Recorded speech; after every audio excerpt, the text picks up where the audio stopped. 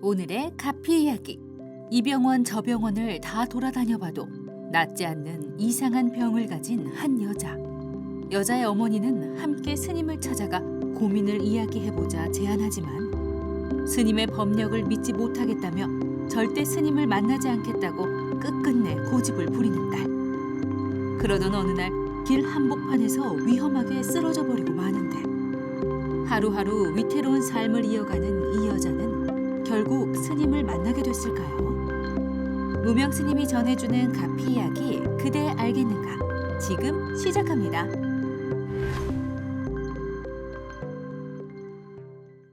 그래 요 얼마 전에 우리 무명사에 이 비텐 방송을 보고 무명 스님의 그대는 알겠는가 프로를 보고 어느 보살님이 무명사를 찾아왔어요.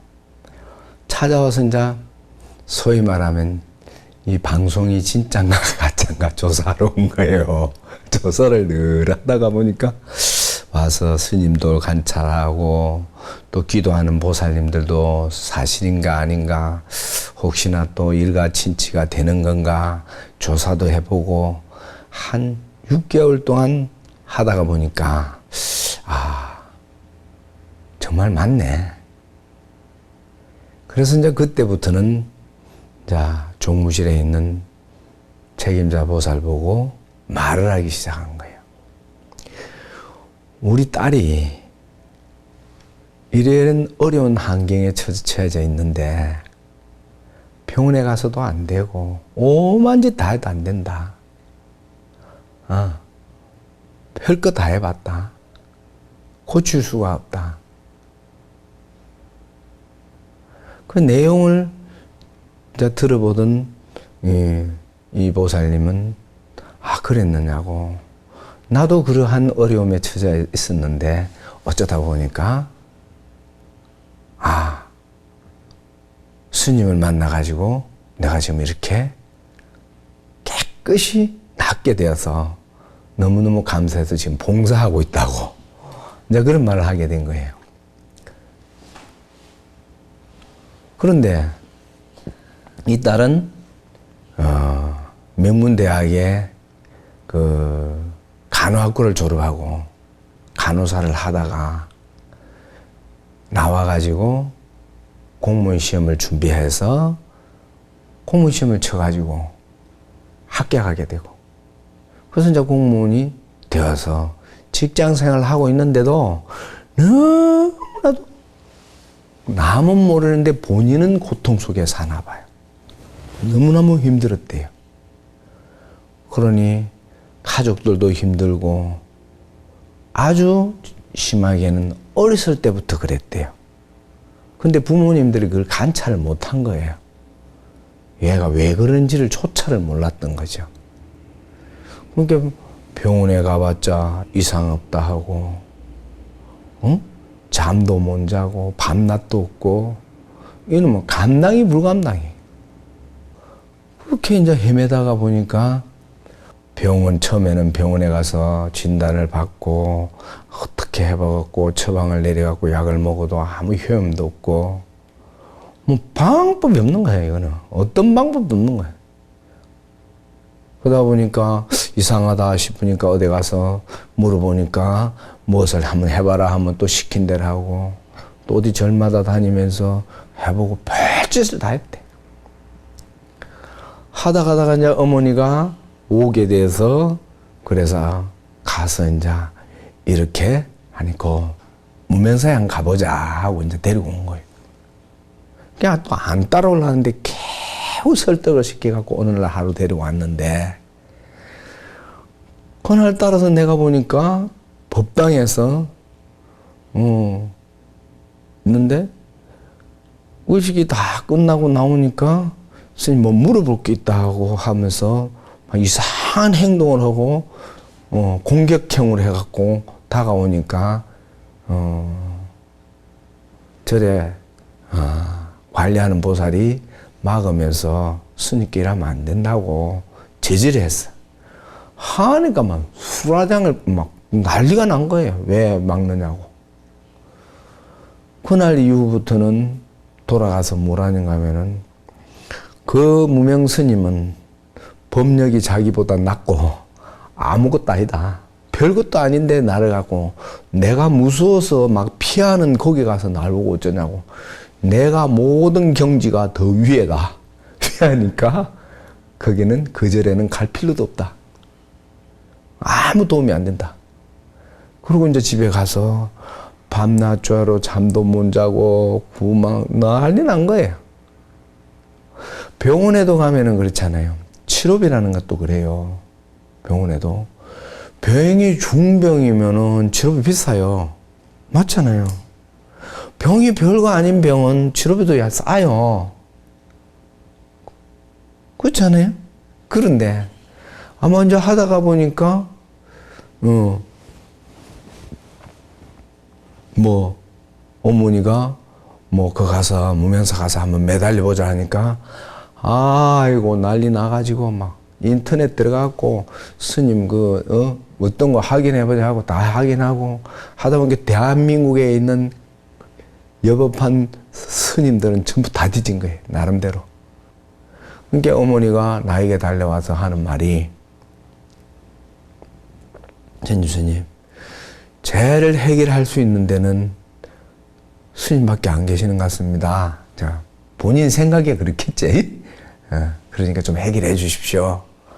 근데 내가 어찌 해결해 주는가? 아무도 못 하는데 뭐 데리고 올 수 있나? 못 데리고 온대요. 그럼 내가 못 해주지. 그러고 말았어 그냥.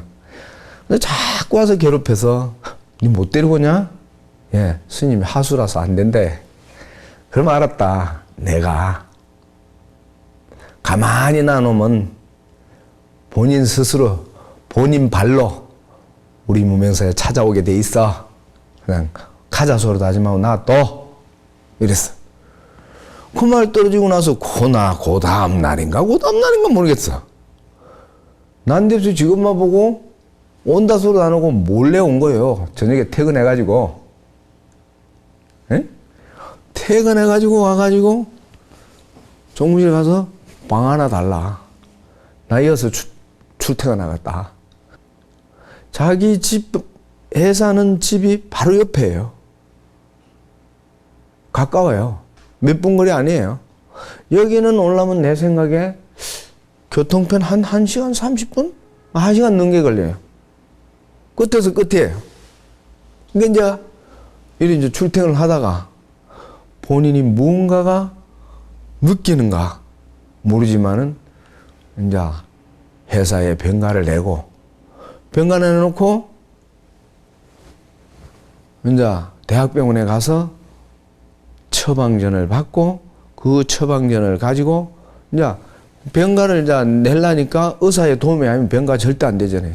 스님이 뭐 야 이상했다 해갖고는 안 내주잖아요. 예.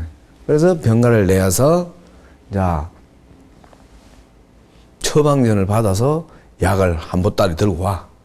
그리고 이제 절에서 늘 매일같이 이제 기도하고 어머니는 왔다 갔다도 하고 자기도 하고 그렇게 하더만은 약은 본인 말에 의하면은 한 첩도 안 먹는데 이게 병가를 내기 위해서 약은 받아온 거라 이게라. 약을 한 첩도 안 먹었어요. 예. 근데 보니까 한 달쯤, 뭐, 한 며칠 지나니까 하루하루 달라져. 그냥 표정도 달라지고. 근데 어느 정도 며칠 지나가 있다가 보니까 절에서, 종무실에서 그냥 막 쓰러져 버려요. 그냥 머리를 뒤로 뻥 하고 나자빠져가지고, 갑자기 쓱 똘똘 떨고 막 이상한 행동을 하니까 전부 놀래잖아요. 뭐야, 이거. 큰일 났네. 그러니까 보던 사람들이 스님들하고 관리하는 사람들이 옆에 구경하던 보살들이나 이런 여러 명이 보다가 급하니까 이제 119 부른 거지. 그렇잖아. 급한 일 터지면 119 찾자마자 119 불러갖고 119 이제 달려왔어요. 이게 어머니는 전혀 안 놀래더래. 어머니는. 그냥 놀래도 안 오고 119 싣고 가려니까 그냥 나 놓으면 된다고 그냥 가라고 119 보고.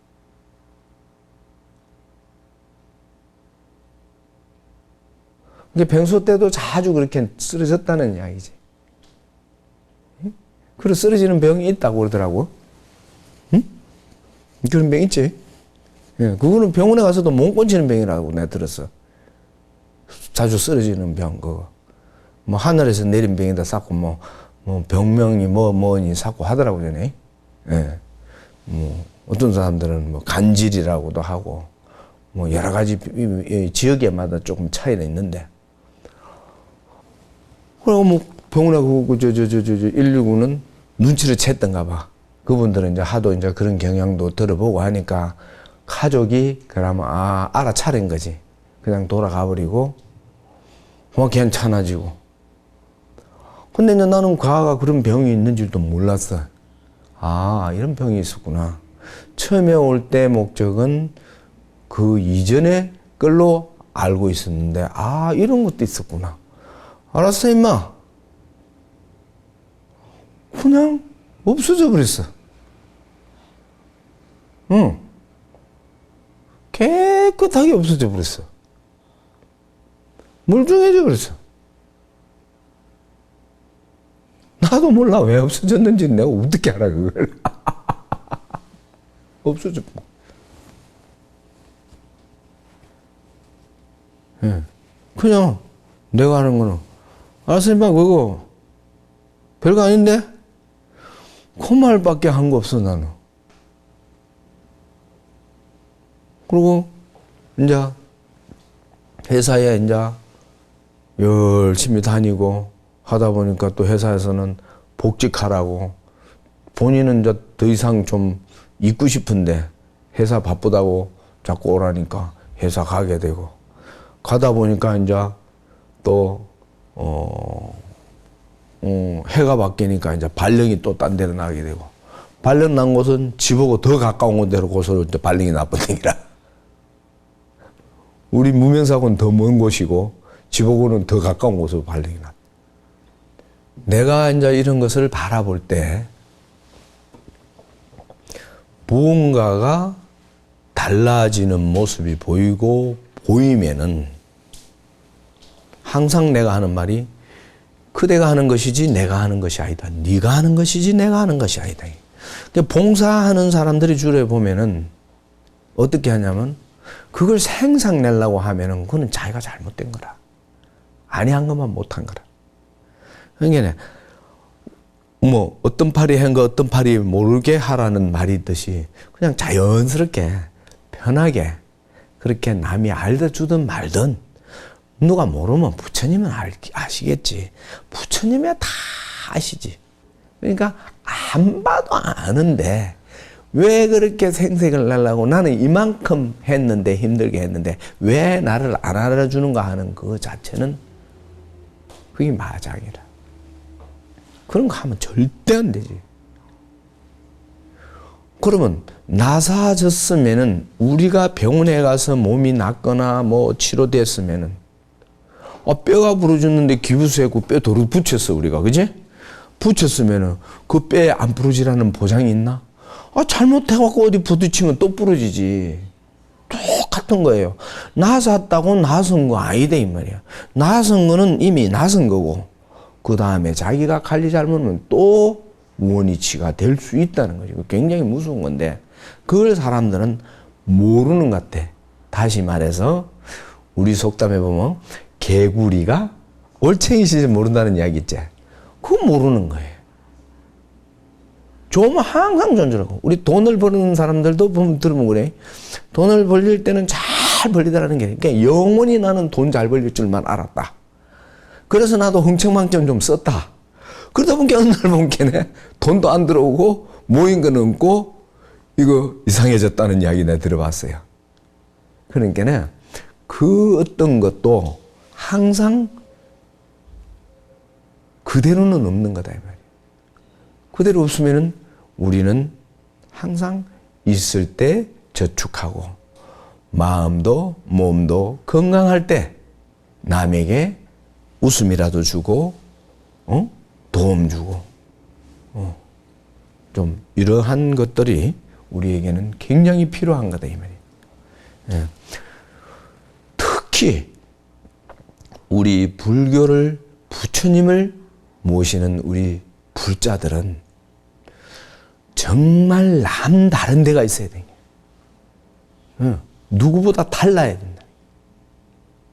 그래야 어느 누가 보더라도 그 집에 혼사를 한 놈, 저 집에 절에 다니는데 종교가 불교라더라. 맞다. 그 볼 것도 없다. 그거는 그냥 하면 된다. 이 정도로 나올 정도로 행을 해야 된다. 몸빼바지 입고 몸으로 두르고 절에만 가서 부처님의 삼배만 하고 댕기다가 문 밖에만 나가면 상황이 바뀌면은 오히려 역효과된다. 그러면서 부처님 앞에 엎드렸을 때만 부처님 우리 자식 우리 남편 우리 가족 뭐 잘 되게 해주세요 막 양가지 순했다가 돌아서서 나오면 이리로 바뀌고 나쁜 사람으로 나도 모르게 바뀌어갖고 남의 헛남이나 하고 이건 아니다. 이러한 걸 내가 바라볼 때 참 딱하다. 어떻게 그렇게 한치 앞을 볼 줄 모르는가? 왜 내가 이 말을 하냐면 우리는 오늘의 작은 덕을 보기 위해서 큰 미래를 망가뜨리지 말라는 이야기야. 응? 오늘 큰 손해를 보더라도 미래의 작은 덕을 보기 위하는 그런 마음으로 부처님 전에 임하면은요, 이 세상에는 안 될 거 아무것도 없어요. 돼요. 될 수밖에 없는 거라, 될 수밖에. 그래서 오늘 어떠한 내한테 이득이 오더라도 절대 부처님 제자라면 불의와 타협하지 말고, 절대 불의와 타협하지 말고, 옳지 않은데 따라가서 나까지 내 잘못되는 거는 괜찮아. 부처님 욕되게 하지 말라는 거. 절대 부처님 욕되게 하면 안 돼요. 무슨 지금 뭐 한금 맞는 중이가 돼가지고 돈만 있으면 다 되는 걸로 아는데, 나에게 어느 대그룹 회장님께서 언젠가 한번 나한테 칭견하러 왔는데 거절했어요. 왜? 내가 하는 게 있어야 도와줄 거야. 그 바쁜 분이 나를 찾아왔을 때는 뭔가 답답한 걸 해결점을 찾고 싶으셨을 거단 말이지. 그래서 그걸 내가 해결해 줄 마음, 자신이 없는 거예요. 내가 뭐 무슨 재주로 남을 걸 해결해 주는가. 그래서 거절했는데 끝내 칭견을 하게 되었을 때 뭐라느냐. 모든 사람들은 보통 보면은 돈만 있으면 이 세상에 안 되는 게 없는 걸로 생각한다.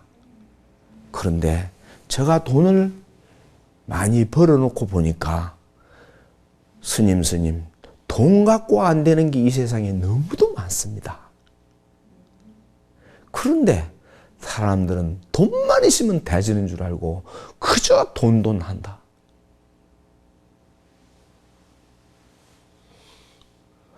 그 말 듣고 내가 기가 번쩍 뛰었어요. 야, 맞네.